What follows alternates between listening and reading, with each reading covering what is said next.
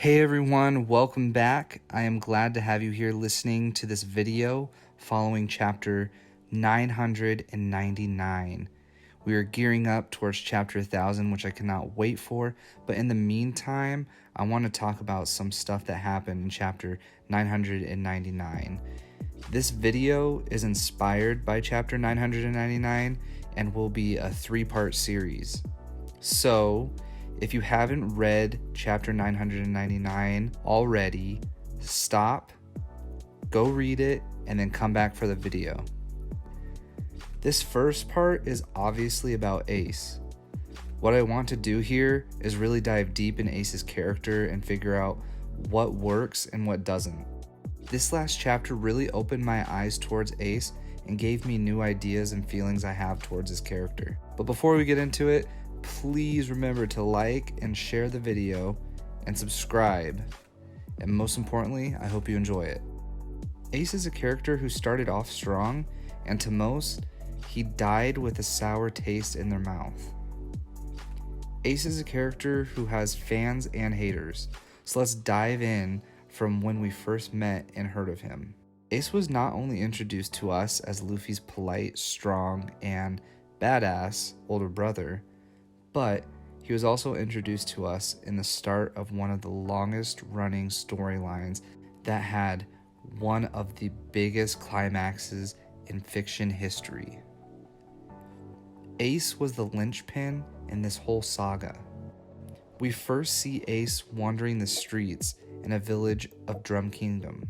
We find out later he was searching for a man named Blackbeard, who tore apart the Drum Kingdom and sent Wapol away, and on his return, he came into contact with the Straw Hats.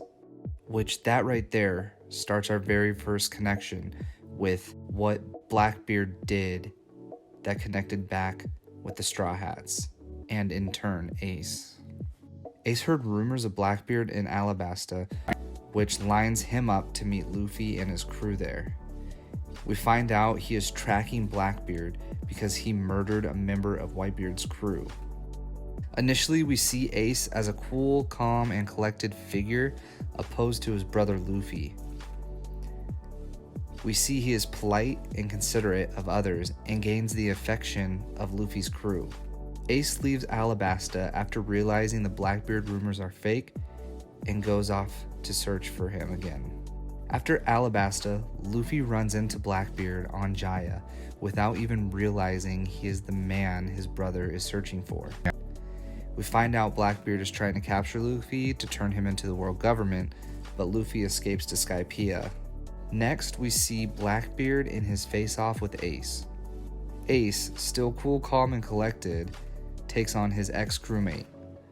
We realize and understand that Ace is fighting for his dead crewmate and will literally travel the world to bring his friend's killer to justice. But as we know, he loses to Blackbeard and is then taken to the world government. As we then are taken to Impel Down and Marineford, we start to see Ace crack, stating how useless and worthless he is, doubting himself, and, in the end, caring about his crew and Luffy and not wanting them to die to save him because he doesn't believe he is worth it. Yes, part of him not wanting to be saved rely on the fact that he doesn't feel worthy, but another part of that is he cares for his crew and doesn't want casualties. He cares and loves the people in his life, and in the most recent flashback we have, shows a lot towards that. We also see Ace's childhood. We see how he struggled to feel wanted and needed because of his lineage. Ace took the route of feeling like everyone hates him because he realized some hated his father and just so happened to state that right in front of him, even to the extent of saying the offspring of the Pirate King is a monster. So this is what we have of Ace. We have a calm and cool exterior with turmoil going on beneath the layers. He tried to hold himself together. He tries to be polite. But because of the turmoil going on within himself, he has moments where he breaks, whether it be emotionally or physically lashing out and losing control of his emotions. When someone he loves is belittled, mocked, or hurt, he will go to bat for them. We see that with Thatch, we see that with Whitebeard, and we see that with Luffy.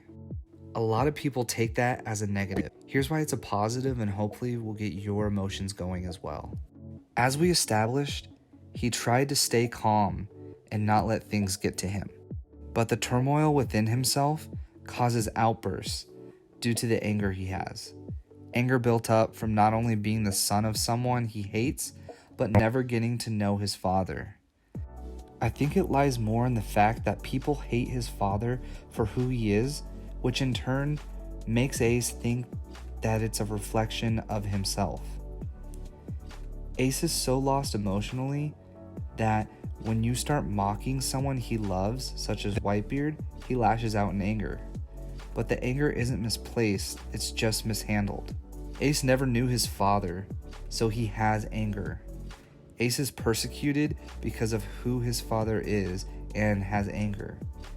People say that his father is the greatest pirate in the world, creating mixed feelings and anger within himself once again. He started gaining a huge influx of emotion for Whitebeard and his new crew/family because they open their arms to him no matter who he is.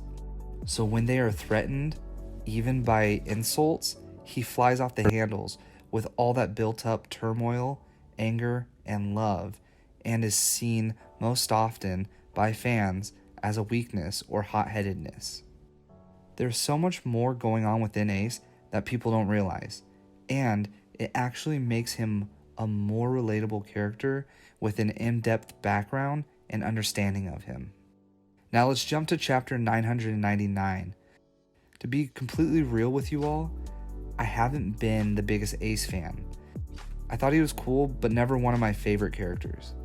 This chapter, 999, really made me open my eyes to Ace and understand how good of a character he actually is. Not only was he the linchpin in a huge climax of the first half of the story, but he continues to be a huge part in the second half of the story as well. We open up to see Ace fight Yamato. There are 3 things that I immediately relate Ace to Luffy with. First, he states his name boldly just as Luffy does. He then goes on to make a declaration just as Luffy does. He says, "I've come here to take Kaido's head." Lastly, we find out the reason he is there is to save some children who were kidnapped by Kaido, which means he had to have been with their families and connected with them just as Luffy connects with people everywhere he goes. I love that characterization of Ace, and it shows that a young Ace who was wet behind the ears was so similar to Luffy and ready to take on the world. Ace has some perception and tells Yamato that she can't choose her father, and this is something we really need to dissect. When I first heard this, I said, "Ace, you need to take your own words into consideration. You can't choose your father, and you still have all that struggle within you." My thoughts now about this are he resolved this issue within himself and realized he can be whoever he wants to, regardless of his father. But once he joined up with Whitebeard, all those emotions and feelings came back because he was overwhelmed that someone cared for him regardless of his lineage. But this could also be Ace telling Yamato that advice, but still struggling with it as well. What we see from Ace in this chapter is his will to go on and try to take on more than he can handle. We see more of his characterization. Slowly, his character is getting more filled in, and he died during this story and is still to this day getting more development. Ace is a super complex and deep character, but you can't fully understand that until you fully realize what Whitebeard actually was to him. And I will dive deep into that tomorrow. Thank you all so much for watching this video and seeing my characterization of Ace and all the depths he has within him. Tomorrow, my Whitebeard video will be released, so look out for that. Please remember to like, share, and subscribe, and comment below on your thoughts towards Ace. Remember to be kind to others. See ya.